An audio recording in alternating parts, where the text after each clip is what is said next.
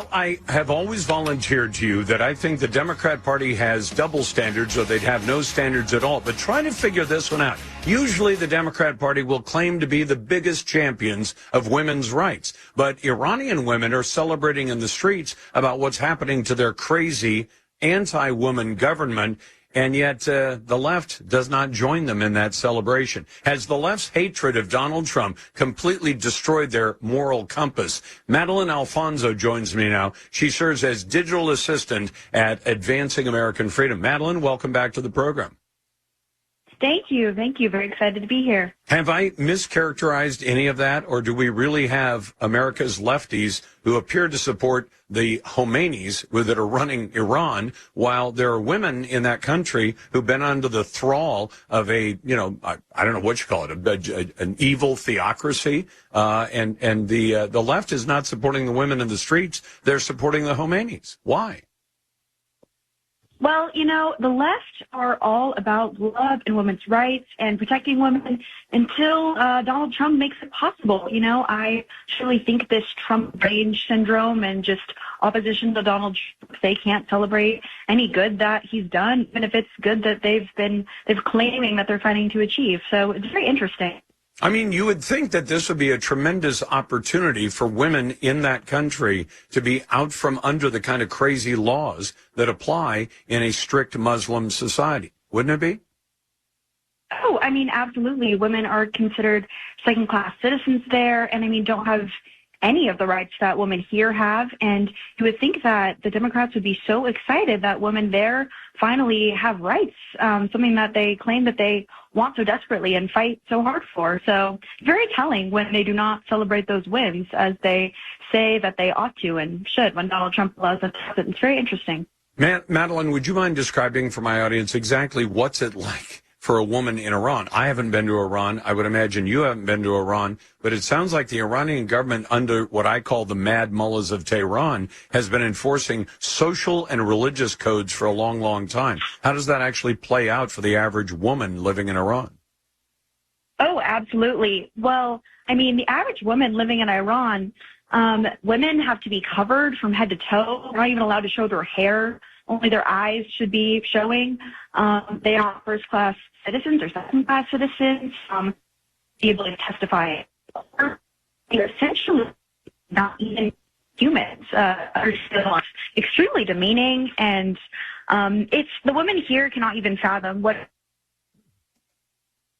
It sounds like we may have lost Madeline's phone. Hey, Joel, would you mind checking her line and see if we can clean that up? Because I want to ask her about whether or not Sharia law applies in Iran, because under Sharia law, even a woman is assaulted that she has to have 4 male witnesses who actually saw the assault happen, or effectively it never happened at all. And those kinds of limitations, Madeline, welcome back. I just wanted to clean up that line so my audience can hear what you're saying. Madeline Alfonso is part of Advancing American Freedom, but does Sharia law apply in the country of Iran?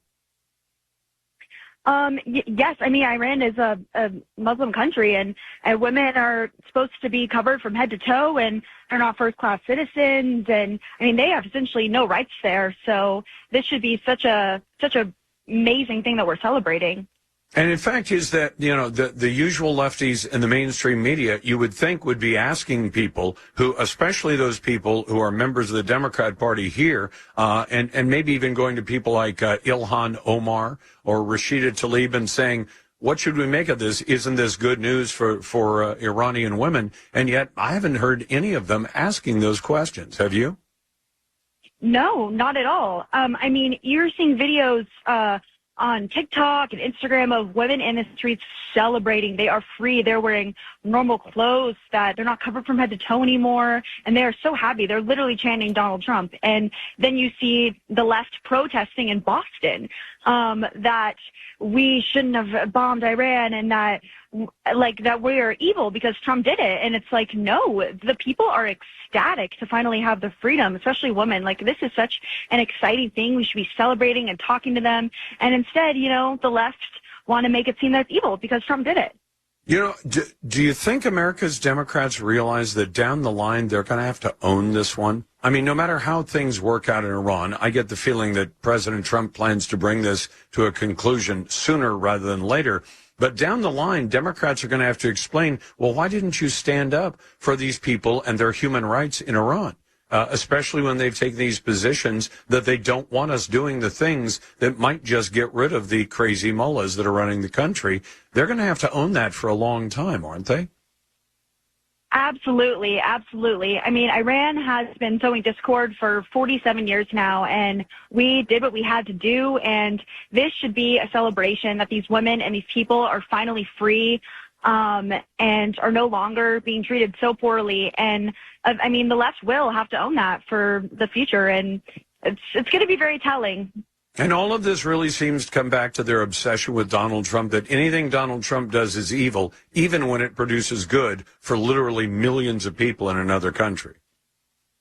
Absolutely. I mean, their opposition and hatred for Donald Trump is far greater than their love for others. I mean, as we were able to see, I mean, you would be so ecstatic for these women if you truly cared about women's rights. And because it was Donald Trump that made it happen, you can't celebrate with them. It's not pro-woman. It's anti-Donald Trump. If any other president or person did this, they would be so excited. But because it's him and his name is on the good deed, you know, they're unwilling to celebrate this huge accomplishment and the freedom of these women. And it's very sad, but it's true. Their opposition to Donald Trump truly trumps all. So tell me this, Madeline, do you have a point of view as to how this is going to finally wrap up? Are the mullahs finally going to cave in to the demands from Donald Trump, or are they just going to fight to the last man? You know, I'm hoping they cave in. I think Donald Trump is doing a great job, and I think we are putting up a great fight, and I'm really hopeful that this comes to a conclusion soon. Yeah, no doubt. That is Madeline Alfonso. Madeline serves as the digital assistant at Advancing American Freedom. That's AAF. Madeline, thank you very much. I appreciate the time.